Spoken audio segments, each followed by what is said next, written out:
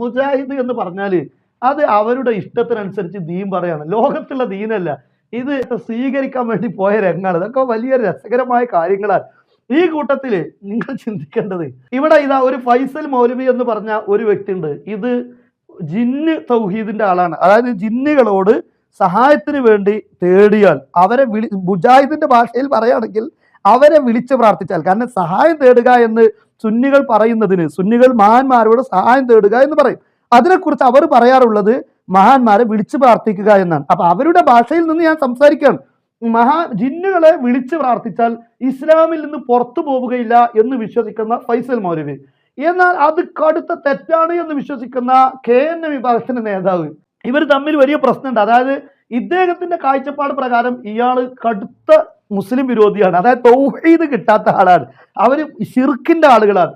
എന്നാൽ ഇദ്ദേഹത്തെ സംബന്ധിച്ചിടത്തോളം ഈ മജീദ് സലാഹി അദ്ദേഹം കടുത്ത ആരാണ്, മുശ്രിക്കാണ്, തൗഹീദ് കിട്ടാത്ത ആളാണ്. അങ്ങനെ തൗഹീദും അതുപോലെ തന്നെ ശിർക്കും തമ്മിൽ സംഗമിച്ച ഒരു സദസ്സാണിത്.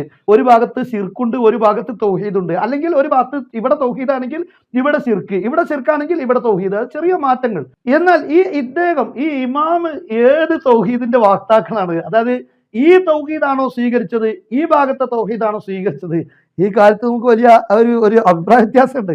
ഇദ്ദേഹത്തെ സ്വീകരിക്കുമ്പോൾ ഈ തൗഹീദിന്റെ ആളാണെങ്കിൽ, അതായത് ഈ ഫൈസൽ മൗലവിയുടെ തൗഹീദിന്റെ വാക്താവാണ് ഈ ഹറമിലെ ഇമാമ് എങ്കിൽ ഇവർക്കത് സ്വീകരിക്കാൻ പാടില്ല.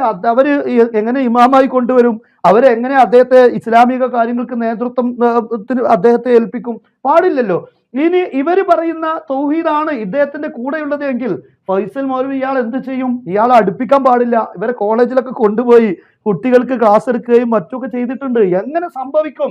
ഇതൊക്കെ നിങ്ങൾ സമൂഹത്തോട് പറയണം. നിങ്ങൾ ഈ പറയുന്ന തൗഹീദ്, ശിർക്ക്, ഈ വിഷയത്തിൽ നിങ്ങൾക്ക് തന്നെ വിശ്വാസമില്ല. സത്യം അതാണ്. നിങ്ങൾ വെറുതെ ആളുകളെ, ഇവിടെ ഐക്യത്തോടെ ജീവിക്കുന്ന ഒരു സമൂഹത്തിൽ ഭിന്നതയുണ്ടാക്കാൻ, കുടുംബങ്ങളിൽ ഭിന്നതയുണ്ടാക്കാൻ, കലാപങ്ങൾ ഉണ്ടാക്കാൻ, ഇങ്ങനെ ഐക്യത്തോടെ ജീവിക്കുന്ന ഒരു വിഭാഗത്തെ ഭിന്നിപ്പിക്കുക എന്നതല്ലാതെ ഇവർ ഈ കേരളത്തിൽ ഒന്നും ചെയ്തിട്ടില്ല. ഇവർ ചെയ്യുന്നതും പറയുന്നതും ഒക്കെ കാപ്പട്യമാണ് എന്നെങ്കിലും സമൂഹം മനസ്സിലാക്കണം.